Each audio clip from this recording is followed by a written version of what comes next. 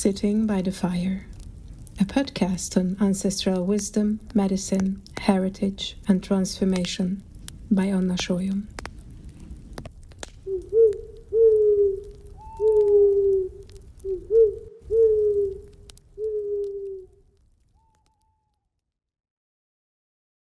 Hello everyone, it's really nice to see you again. Here we are with Ashley Waverley in Sitting by the Fire podcast.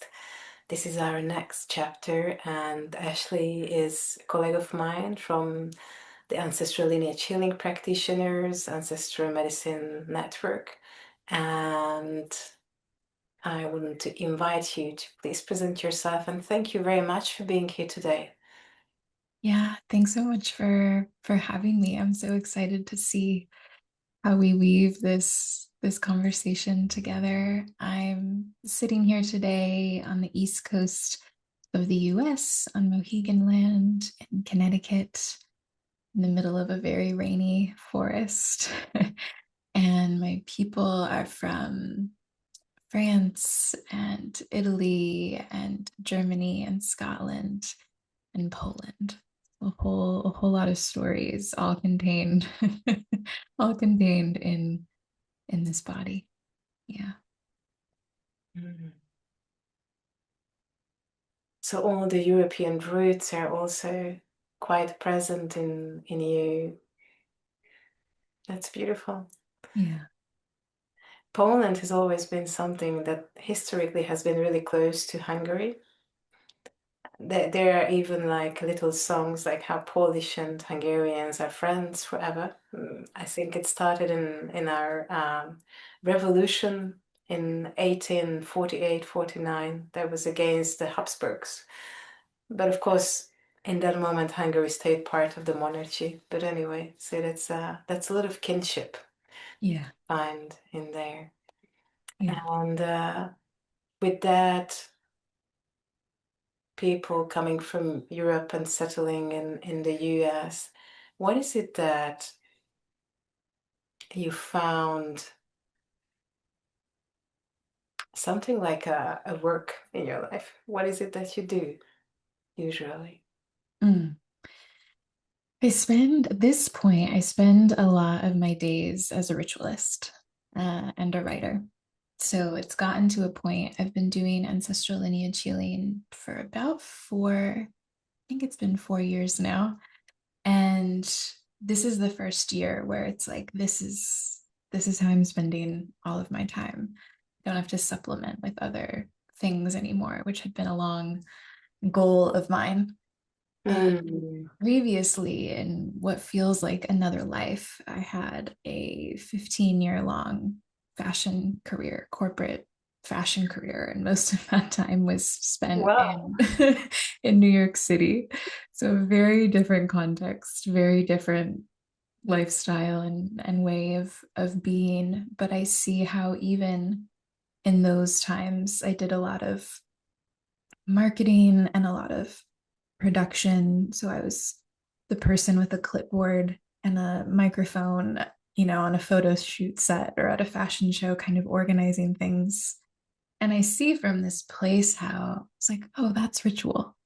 Ah. That's a ritual. It's a group ritual. I was a little confused on who and what we were devoting our energy to, but it was, opening with I wouldn't have called it a prayer at the time, but kind of like really opening the space and creating the conditions for us all to achieve this shared outcome. I was like, oh, I've been doing ritual for a long time. That just wasn't the word that I would have used.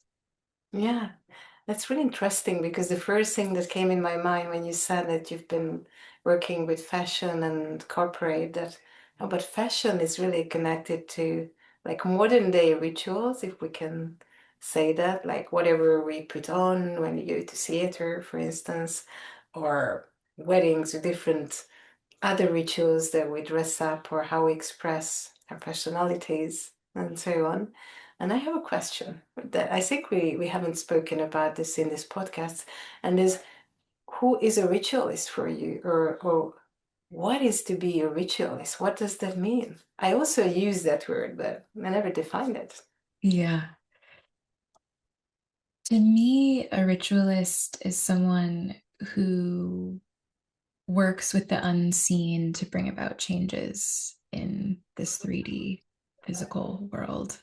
And the unseen can mean many things, right? We have a lot of familiarity and shared language around the ancestors, the humans who are no longer here. But of course, there's the deities and the elementals and all of the other than humans that we can also relate with and be with. But relationship, yeah, it's really, or when I think about a ritualist is also someone with many relationships.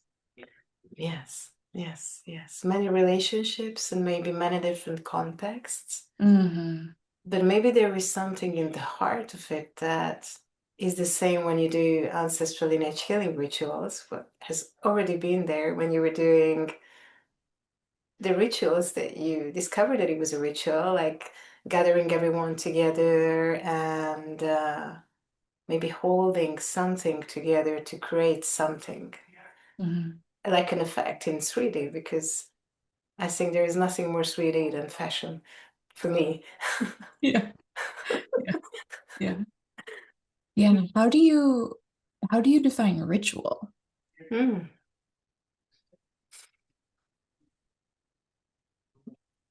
I think that everything can convert into a ritual that we do oftentimes.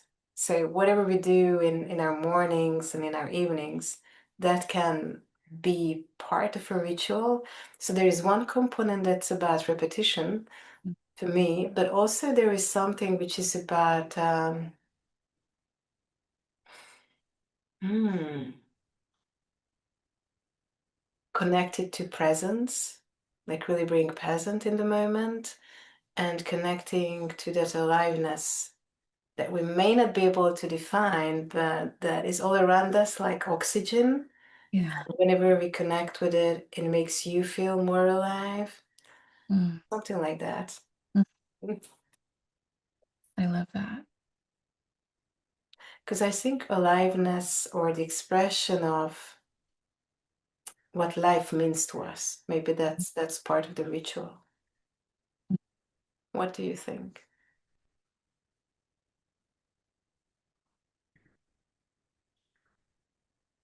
I think ritual needs, it's like there's ingredients to a ritual, right? There's like a vessel or some sort of container, which is maybe a group of people, or maybe it's a clearing in the forest, or maybe it's a temple or a stretch of the Yeah, beach. Yeah, some sort of vessel or container, and certainly an invocation, like a clear opening and a clear ending. It's kind of bookends.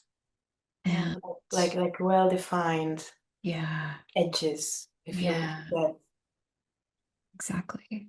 by space, like the tactile place, the Yes. material part, but also the spiritual part Hmm.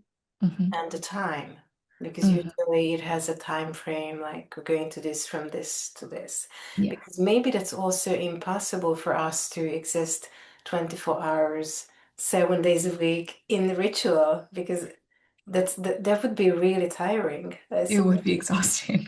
exactly. So like the mind still needs to disconnect and find ways to just, and the body needs a way to just rest, and it's very demanding to be in to be who is holding those boundaries around the Mhm. ritual.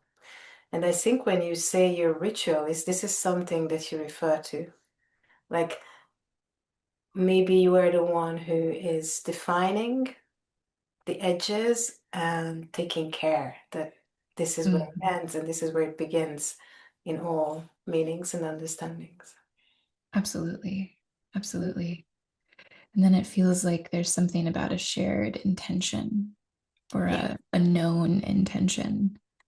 And then there's something about the word is like juice, like energy, like some Yes, like kind of nourishment of this container with these clear edges and this intention.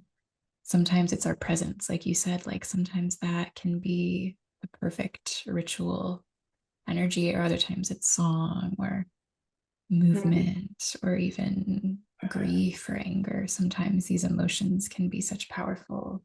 absolutely, absolutely juicy, like Yeah. mojo. And I think another element is we can do rituals for our own, but Mhm. when we are in community, it has a completely different power or angle. And last year, I conducted some grief ritual. I created a container that I called Grief Ritual Space, and we've gathered together with a couple of people and created something really beautiful. And so maybe it's also allowing to be witnessed in the Mm, part yeah. with whatever it is, because I think ritual, if there is a need for that, is like just be there with whatever is. So if you Mm, don't want to be in the ritual and this is how you're there, be there with that, like yeah. literally, because that's important. Yes. Yeah. Mm, mhm. Hmm.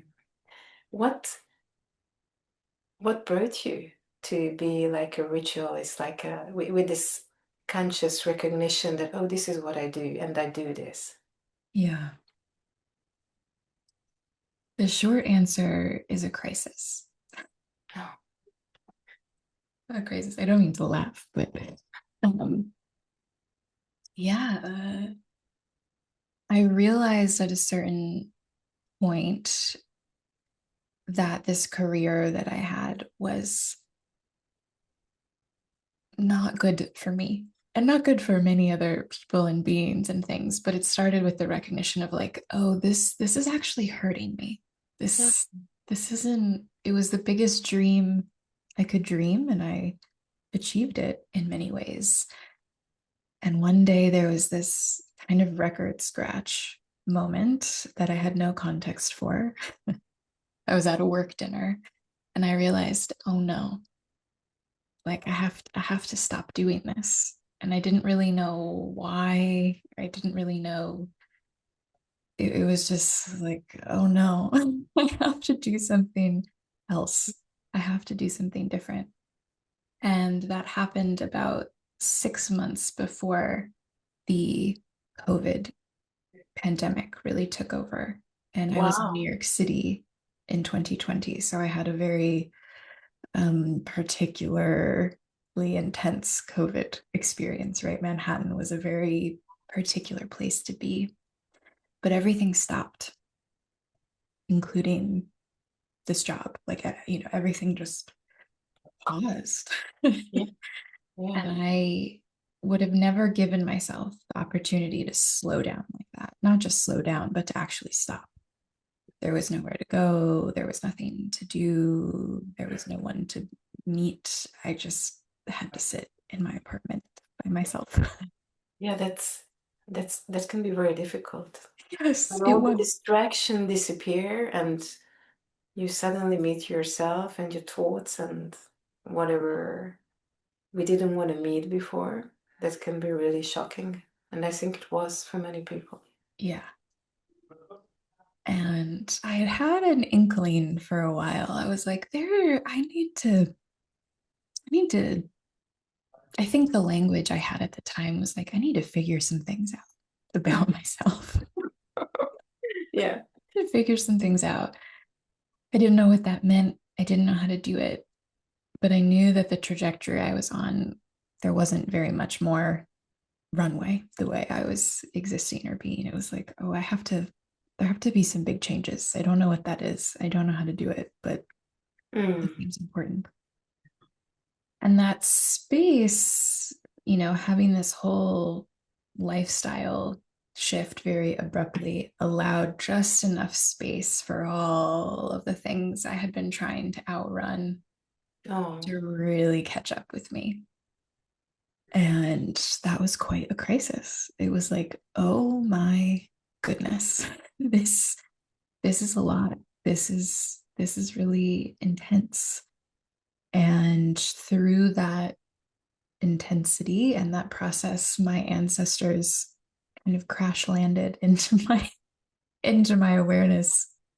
I don't know that I had ever consciously said the word ancestor or thought much about them. Hmm. On either side of my family, I'm about fourth generation American. So it's been a while. Yeah. A lot of that, most traces of these other cultures were gone and erased and forgotten and assimilated. And here my ancestors crash landed into my awareness one day in a kind of like in a therapy session. And I was like,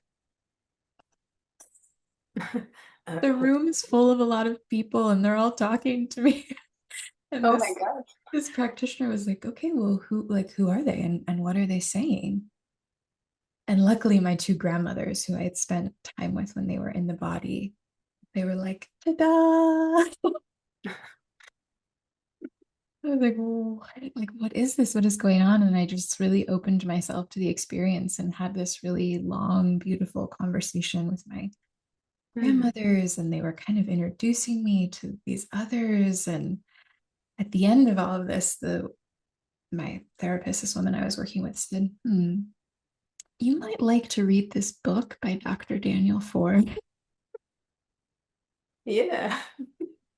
So he was like, it seems like the ancestors are important. He's like the ancestor guy. Maybe you want to read that book. I was like, okay. And I bought his book and I actually went on a backpacking camping trip. And I brought the physical copy of the book with me on this Yeah. camping trip. Yes. And I kept having to put it down because it was explaining very lucidly, very clearly, very groundedly this very inexplicable experience that I had had. He was like, yeah, the ancestors, you talk to them, relate to them, lineage healing. And I was just like, what? What? Yeah. Yeah. And I came down the mountain from that trip and got back to like the internet and discovered Ancestral Medicine, this network where Daniel taught courses and he trained practitioners. And suddenly something, it was like, oh, this is what I'll do. I need something else to do. I'll do this. It just made sense or something. I didn't really know why or how, but it just felt like the next thing to do, the next step. But as the ancestors would have it, the doors to the training and the doors to the course had just closed, Oh. which was great because that would not have been the right time for me to really Mm. begin those things. So I started listening to every podcast Daniel had ever been a guest on, and I read the book and I started working with the practitioner and just kind of threw myself into the Mm. work. And it was like, oh yeah, that's perfect timing. So then, after a year had passed and it was time to like apply for the training and take the course for the first time, it was like, okay, I think I know what I'm signing up for. I think I actually know a little bit more about what I'm getting into. But there was a way that it was a pretty linear path. Like once I stepped off of that corporate path, this ritualist, this ancestral path was like, well, what about this? Yeah. Like here we are. Okay. We don't want to work with us. It was Exactly. like a recruitment call, apparently. Yeah. So I joke now that I have a family business. It's just with the ancestors in my family. I love that. That's fantastic. Yeah. Yeah. Mm. And what did it bring to you to run this family business in this very different way of collaboration? Well, it brought forward these changes that I knew that I had to make in my life, right? I had said, like, oh, I realized there were some changes I had to make. There were some things I needed to figure out. And quite quickly, that all became clear, or it all became revealed, or it all rose to the surface in a way that I just have such gratitude to my people, to my ancestors for. I started ancestral lineage healing and did a grandmother line. It was very sweet. It was really lovely. It was a very vibrant line. It's like, oh, this is fun. This is Oh, okay. great. Yeah. Hmm. Okay, cool. Yeah, ancestors. This is great. And then I, I was feeling really resourced. I had this really profound relationship I had developed with this lineage of grandmothers, and was starting to work through some of my own personal material from younger years. I was like, yeah, I kind of have this thing with my mother that I've talked about in therapy for 10 years. Like, okay. And these grandmothers were like, yeah, okay, here's a little more about that.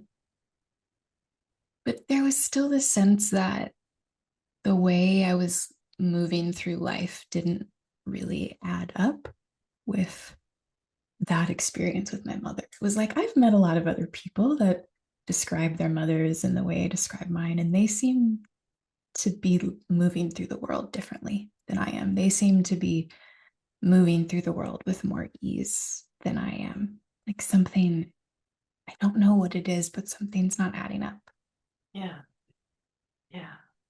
And I had a, I was going through a breakup, and that, kind of cracked me open in the way that breakups do, and was in all of this grief. And okay, I'm feeling all of this grief.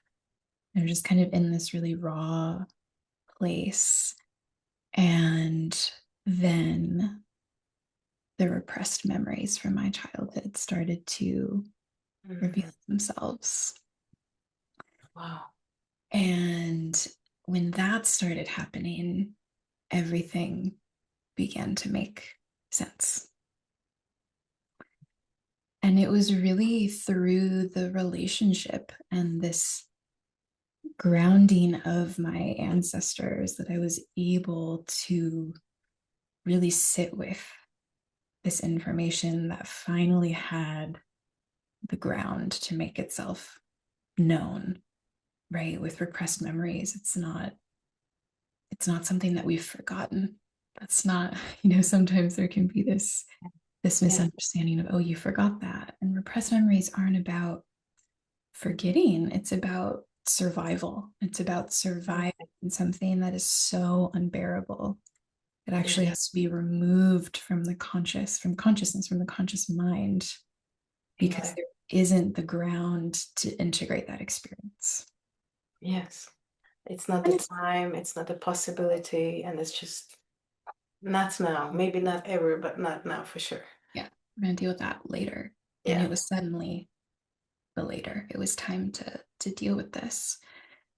And what was finally had the ground to be understood and integrated was, for the first 8 years of my life, I was sexually abused by my father.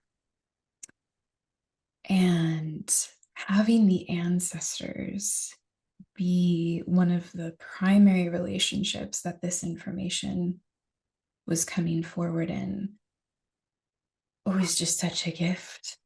Yeah.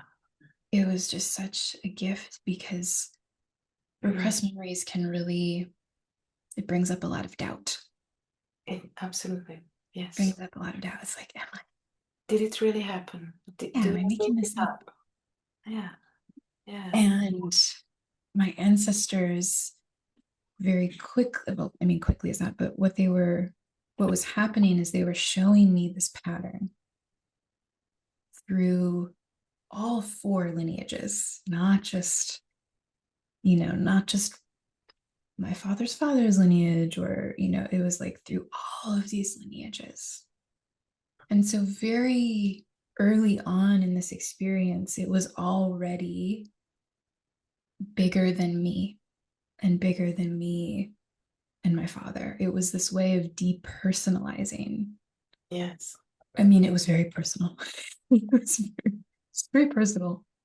That's that's more than personal. That's a reality. There was nothing beyond in the Mhm. first 8 years. So that's more than personal. That's what is in life. So I even feel right now that it's like, oh, it's so big. My Mhm. God. This like whole eternity for a child, Mhm. especially if you don't know anything outside. And why would you? That's normal what you have in your family. Mhm. Also, that's what's there. And then when you say that it arrived to be unpacked and looked at and in a way to see what you've been repressed when you had this relationship with your ancestors and knowing the depth of that support, what that really means, and that it's like, okay, so we are here. I just imagine because I don't know, but with my experiences of difficulties, it was like we're here to help you. Like it's look, it's here, it's happened here as well, and here as well, and here as well. What the death what you're speaking about is just so horrific in a way because a child is the most precious gift of a family, their lineage. So like destroying that and then getting, I know I'm getting emotional about that, but it's just so painful. Mm. Exactly what you're saying is there takes this total recalibration because as it's happening, yeah, there is no other point of reference. There is no other context for a relationship with a parent or Yes, a childhood. It's just, this is what it is. And so then it's like, oh, wow, that was, yes. oof, that was a rough one. That, that was a rough one. I'm glad your ancestors were there with you. Hmm. Me too. Me too. Mm.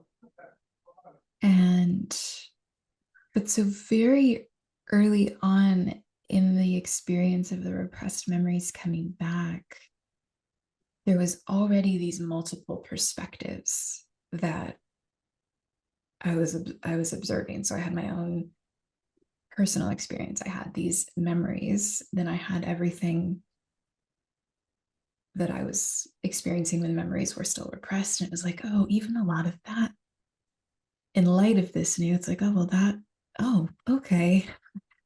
Kind of makes that make a little bit more sense. There was this way where nothing made sense, but also everything Yeah, made yeah. sense. It was this real paradox. But then, yeah, my people are just showing me kind of how we arrived here, how this was another chapter in a much, much, much longer Mm. story. Yeah, how it did not start with you, with your grandparents, with generations of grandparents. Mm-hmm. Mm. It's been somewhat, and this is my very personal understanding of the place of a woman, body, person, identifying as a woman, that it's been so difficult to be a girl child Mm-hmm. since eons. Or I don't know Mm-hmm. what to say, like, because also in, I think we still see the pattern that a child is owned by the father and the mother, and that the girl child has a lot more value in any possible ways. There are many different countries in the world where unfortunately it's still like a status quo, like you're a girl, you don't count. No, so I think that in a way I consider myself lucky to have been born in a country in Hungary where it was not the case, but still you've been born in the US and it was not supposed to be the case there, and your experiences show very different context of that. And I Mm-hmm. think that's also something that has been lived to thousands of families or even more. I don't have the capacity to imagine in how many families, but as I'm also working beside ancestral lineage healing as a psychosomatic therapist and with compassionate inquiry of Kabramate, I have that insight and oh my God, it's just so deep. The suffering Mhm. that interconnects in a way through the heritage of humanity. Yeah, I often see that childhood sexual abuse is the water we swim in. Like it's so common, it's so prevalent. And there is a lot of repression and there's a lot of amnesia because it is so unbearably horrific. Yes. And yet it is this system that many of us are woven into, that our lineages are woven into. So even if we're someone who hasn't experienced it personally, it's in our lineages, right? It's in our Mm. blood. It's in literally, that's so literal what you say, Ashley, that it is in our blood.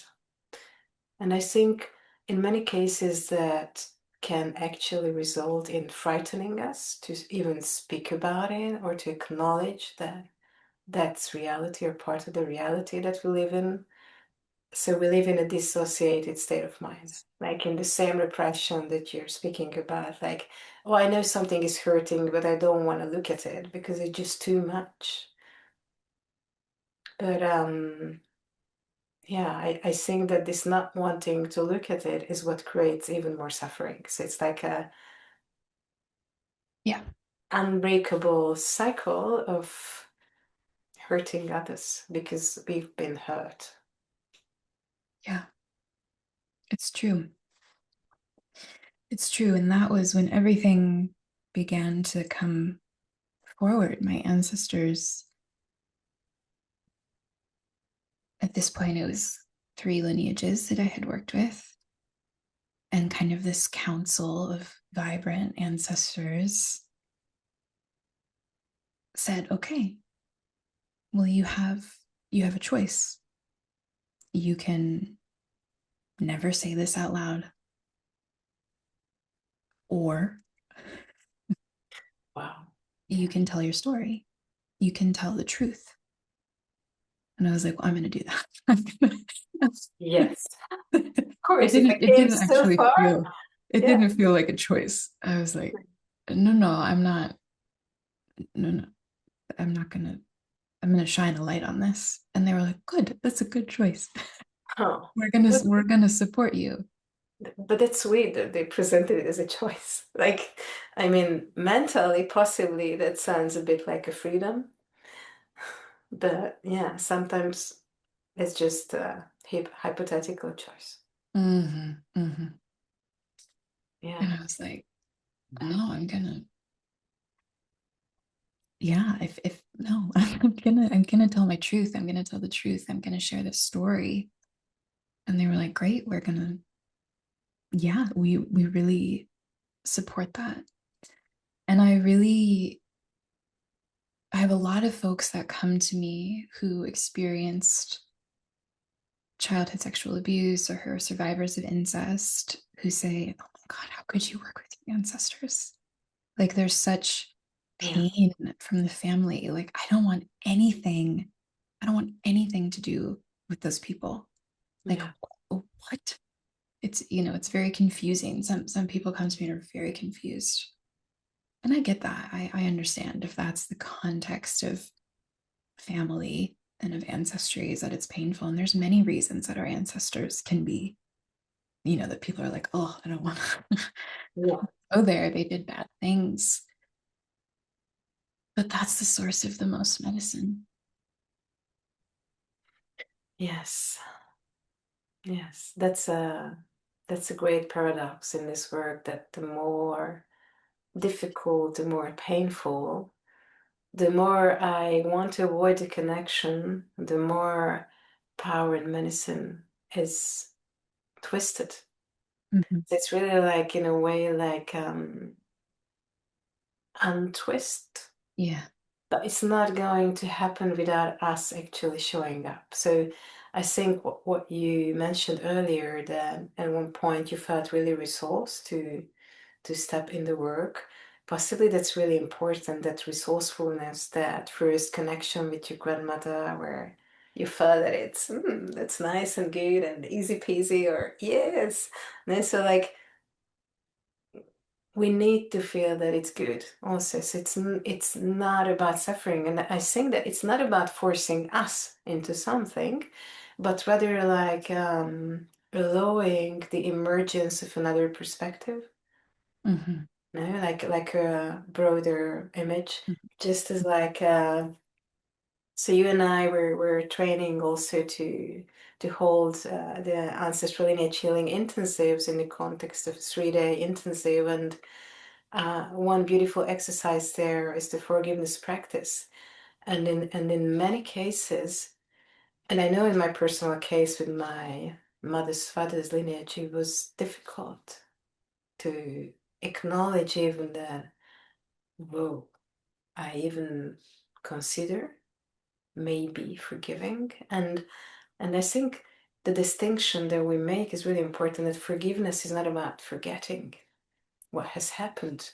but it's like, okay, I refuse to carry the weight Yeah. you push on me because it doesn't belong to me. I take my part and then give you back your part. Let's see what happens with that.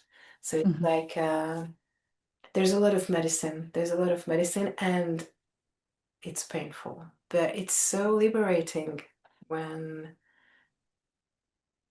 yeah, when we can take ourselves out from being chained Mm. to that history, to that story. Absolutely.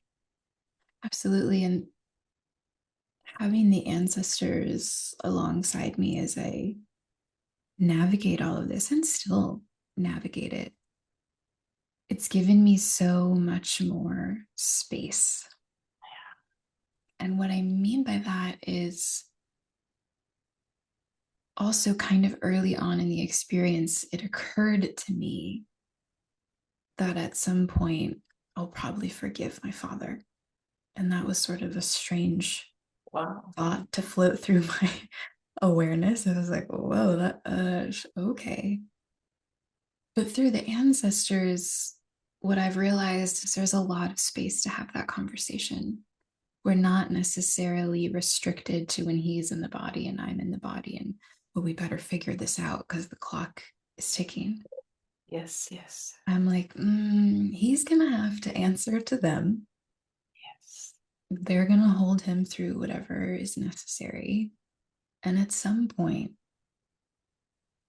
we'll have a conversation. But I don't feel any sort of rush to make that happen, which also then removes the regret of not moving fast enough to, Yeah, not have missed. There's no risk of missing the conversation.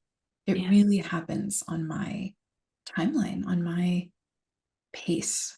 And that, like you said, was just like the weight of that, of like, okay, I can yeah, really go at my own pace with this. Like, what yeah. a gift. What a gift. And so important. Because from a very biological perspective, what is suiting for the nervous system is being attuned to their own pace. Mm-hmm. Just not being rushed to be born or whatever, like from that very moment, like not being rushed to be someone else than who you are. And especially when one is a survivor of a deep, deep, horrific trauma, I think that's most important, that you know that you have that spaciousness, and that you are your own boss in that way. Like you decide, you are the one who decides, and that's perfect. And then I love that you say that yes, it's not restricted to be in the body, and at some point you'll have a conversation. Hmm. But I also want to recognize it feels, for me, it feels something important, that it's a very difficult path to walk, and I want to honor that you did that. Yeah, it's not every survivor. It always feels really important to remind folks that it's not every survivor's role to support other Yeah. survivors or to even share their story. There's no obligation. Yes. It's like, may everyone get what they need. And sometimes it's just deep rest and quiet and private. And that's so sacred and so important.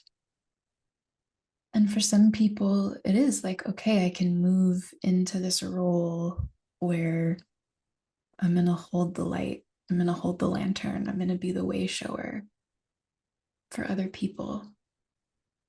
But I don't feel obligated for it. It's something I really feel I'm actively making the choice to do from a place of profound ancestral resource. And I have a sense that it's like, I'll know when it's time to not do that anymore.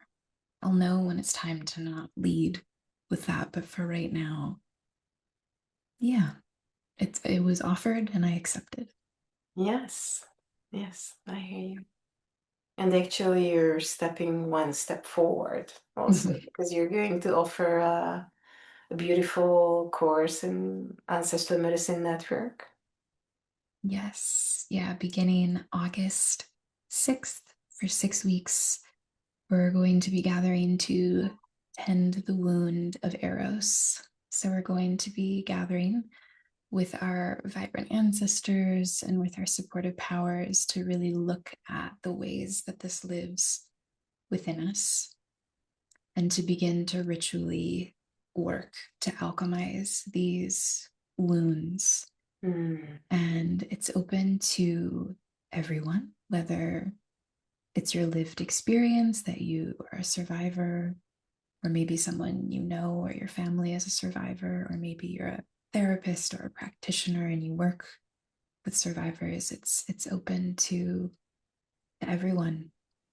And yeah, it's a strange thing to be excited about, but I'm very humbled and excited to bring people together in this way because when we work with this at the ritual level, there's just profound changes and profound medicine that is able to be tapped into and experienced and shared Mm. with everyone else in our lives that are connected to us. Yes. And there are the elements of rituals that we explored a bit in the beginning. They that very precise container to hold with your colleagues in it. And I think I love what you said, that expression, alchemizing the wounds to the alchemy of turning something toxic to medicine in a Yeah. way. What is it that, or if someone cannot imagine, how is that? Can you give some Mm. highlights of that or an example? How is it done, or what is the outcome when you alchemize that?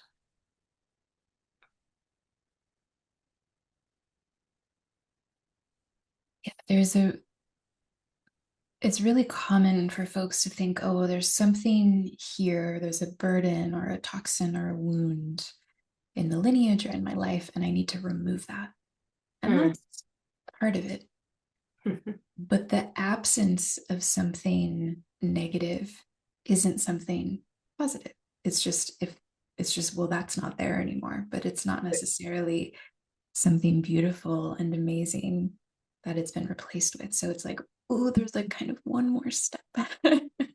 Yes. And so when we do ritual, and the ritual really focuses on alchemizing, so it's of course removing what is harmful, but also like planting what can flourish. And so we, in this way, all of our lineages have these alchemy powers and beings that they have relationships with. we might think of the vultures or the fungi, the mushrooms, or even fire or water. There's all sorts of forces and deities and power. It's alchemy. That's really what their magical power is. And so when we ask them to focus that energy on this particular expression of Mm. wound, this sexual violence, this body-based violence, it's often there's something really beautiful there that just got caught and distorted, right? Love and intimacy and power and connection. Those are really beautiful things, Yes, very beautiful, exalted expressions of those. And so yes. if we can alchemize these very painful, distorted power dynamics and ownership and boundary violations into sovereign, connected, liberated love, that's Mm. possible.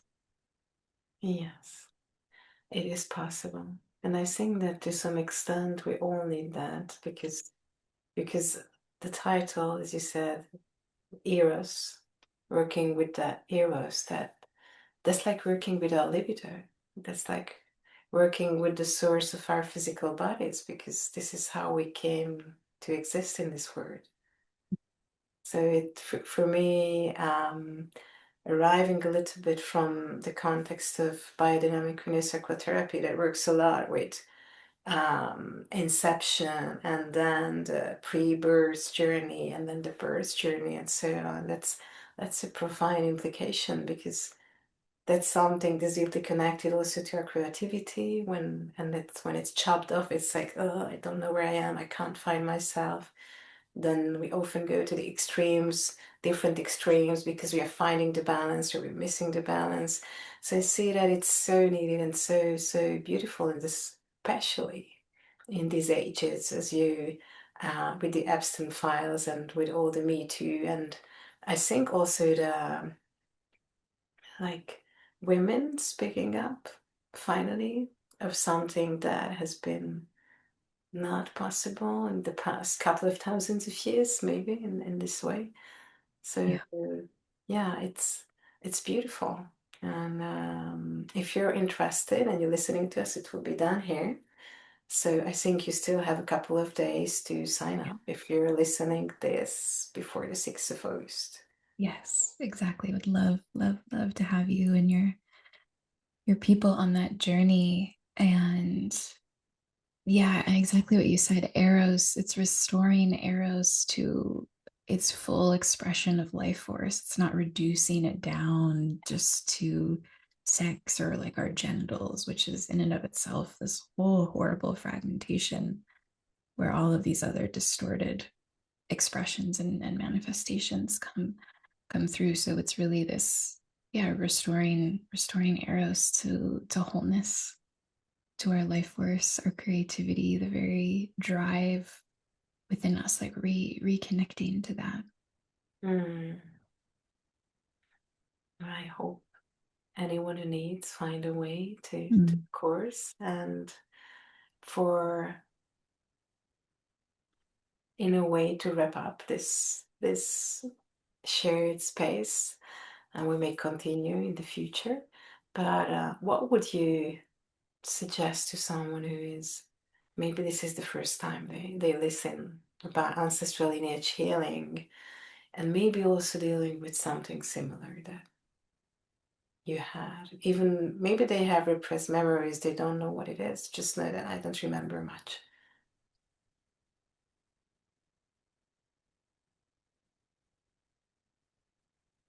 Say that I found again and again when we come into relationship, into conscious relationship with our ancestors, they are able to unlock the very medicine it is that we need.